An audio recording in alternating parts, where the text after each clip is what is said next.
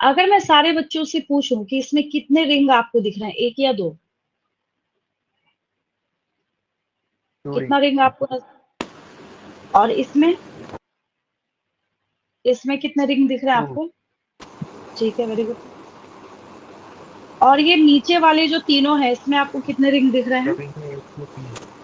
एक। तो जिसकी वजह से हमने बोला कि अच्छा एक काम करते हैं, जिनके पास 2 हेट्रोसाइक्लिक रिंग्स अवेलेबल हैं, इनको हम बोलेंगे प्यूरिन्स।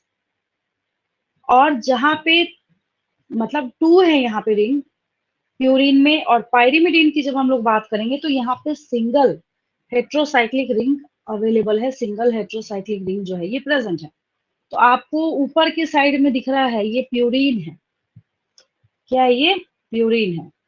और यहाँ जो आपको ये 3 स्ट्रक्चर दिख रहे हैं, ये पायरिमिडीन है। क्या है ये? पायरिमिडीन है, प्यूरिन और पायरिमिडीन।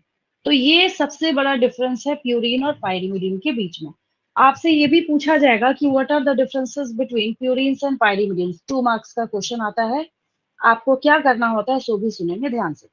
हम लोग बोलते हैं purines contain 2 heterocyclic rings while pyrimidine contain only 1 heterocyclic ring। पहला डिफरेंस। दूसरा, purines are adenine and guanine while pyrimidines are thymine, cytosine and uracil। दूसरा डिफरेंस। थर्ड, और जिसको मैं बोल सकती हूँ कि सबसे फर्स्ट यही होता है, जब आप एडेनिन और गुआनिन लिखते हैं तो वहां पे आपको एडेनिन और गुआनिन जो है ये बनाना भी होता है। और ये बहुत आसान है, हर एक स्ट्रक्चर को याद करने का एक ट्रिक होता है। मैंने 11th में भी बताया था आपको, जब 11th में भी मैं आपको पढ़ा रही थी बायोमोलिक्यूल्स, मैंने वहां भी एक स्ट्रक्चर का मैं आपको डेमो के तौर पे सिखा देती हूँ कि आपको याद कैसे करना है, ठीक है। और बहुत ही आसान है, इसको इजी वे में ऐसे करके आप लोग भी याद रख सकते हैं। हर एक स्ट्रक्चर को याद करने का ट्रिक होता है। देखिए, जैसे आप जब अपने 11th के बायोमोलिक्यूल्स चैप्टर में देखेंगे, बायो की बात मैं कर रही हूँ, केमिस्ट्री में भी हालांकि आपको दिया हुआ है, जाके टर्न करेंगे आपको दिख जाएगा, ठीक है। तो ये स्ट्रक्चर आपके पास है, थोड़ा ये ब्लर है, दूसरा हम लोग निकालते हैं जो क्लियर हो।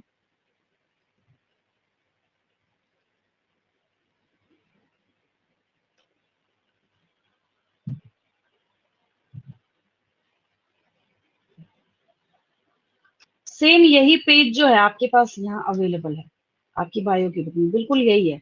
ओल्ड एनसीईआरटी की बुक में पेज नंबर 145 है। न्यू बुक थोड़ा कॉम्प्रेस्ड होने की वजह से पेज नंबर्स चेंज हो गए हैं, बट ये पेज तो कोई हटा नहीं सकता, ये तो है ही है, ठीक है। चलिए और जूम करती हूँ, एडेनिन की बात कर रहे हैं तो ये हमने करा सुपर जूम इसका, ठीक है। अब मैं आपको एक का ट्रिक बता रही हूँ, इस एडेनिन की बात कर रहे हैं हम लोग, ठीक है। देखिए, ये है एडेनिन, सिर्फ इसके ऊपर फोकस करेंगे, सब याद करना आसान है, सुपर इजी है, ठीक है। बच्चों को मैं कहती हूँ जब एडेनिन का स्ट्रक्चर बनाना है, ठीक है, पहले, अच्छा मैथ्स में जिसके 6 कॉर्नर्स होते हैं क्या बोलते हैं उसको? उसको क्या बोलते हैं? हेक्सागोन बोलते हैं, ठीक है।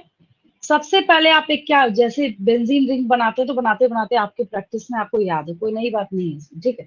सबसे पहले आपको क्या करना है, एक हेक्सागोन बनाना है और एक आपको पेंटागन बनाना है, ठीक है।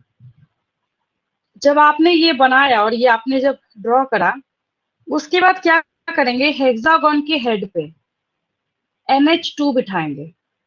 हेक्सागोन के हेड पे क्या बिठा दिया आपने? एमिनो ग्रुप बिठा दिया, ठीक है। इसके बाद आपको क्या करना है, देखिए, एक गैप दे देना, 1 gap 1 nitrogen, 1 gap 1 nitrogen, 1 gap 1 nitrogen, 1 gap 1 nitrogen. ये एक ट्रिक है, और ये इतना बढ़िया ट्रिक है एडेनिन को याद करने का कि आपकी केमिस्ट्री की बुक में ये जो पेंटागोन है इसको इस साइड दिया है। तो बच्चे को मैं कहती हूँ कि जिधर साइड आपको पेंटागन दिखेगा, अभी आपको पेंटागन किधर दिख रहा है, राइट साइड में, तो आपको इस डायरेक्शन में चलाना है। अगर इसको इधर बैठेंगे तब भी सेम पैटर्न फॉलो होगा, gap nitrogen, gap nitrogen, gap nitrogen, फिर इसके बॉन्ड्स फुलफिल कर देंगे। देखिए एडेनिन का स्ट्रक्चर याद हो गया सबको? यस और नो, याद हुआ? एडेनिन का स्ट्रक्चर है ना? तो ये यस ना मैम। छोटे छोटे, हाँ छोटे छोटे ना ट्रिक्स हैं सबको याद करने के।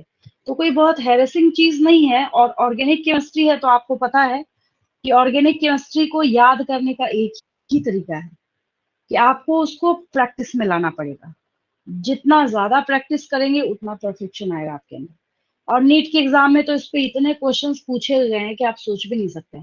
सीधा आपको क्या कर दिया जाएगा, ये सारे ऑप्शंस आपको ए बी सी डी करके दिया, बच्चे को पता ही नहीं तो क्या मार्क करे वो, आपको सीधा लिख दिया जाएगा आइडेंटिफाई साइटोसिन। तो भाई आपको पता होगा तभी तो आइडेंटिफाई करेंगे, नहीं पता होगा तो वहां पे तो मारते रहिए बैठे बैठे। ठीक है। और थायमिन और यूरासिल के बारे में हम लोग बात कर, सबका ट्रिक है। तो यहाँ पे देखिए हेड पे इसके क्या है, डबल बॉन्ड के साथ यहाँ पे ऑक्सीजन बैठा हुआ है दोनों में। साइटोसिन में नहीं है, साइटोसिन में यहाँ है। और ये देखिए इसमें भी कॉमन है, इसमें भी कॉमन है, इसमें भी कॉमन है, इसमें भी कॉमन है। मतलब एक बार बैठ के अगर फुल डे आपने सोचा ना कि हाँ हम सिर्फ इसी के बारे में बैठ के एनालिसिस करेंगे, तो सवाल ही नहीं उठता है कि आपको ये बिल्कुल क्रिस्टल क्लियर याद ना हो। और हालांकि प्रैक्टिस करते करते वैसे भी आपको याद हो जाएगा। जैसे अभी मैंने आपको एडेनिन का स्ट्रक्चर बताया है, पेपर पे बैठ के बना के देखेंगे बिल्कुल याद होगा। अभी मैंने क्या बोला, उस अभी जो मैं बायो की बुक में बता रही थी उसमें जो पेंटागन था वो राइट साइड में था, अभी यहाँ पे लेफ्ट में गया। अब इसको चेक कीजिए, मैंने क्या बोला, हेड पे बिठाएंगे NH2 है, बिल्कुल NH2 कोई दिक्कत नहीं। फिर देखिए gap nitrogen, gap nitrogen, gap nitrogen, gap nitrogen, तब भी तो सही है।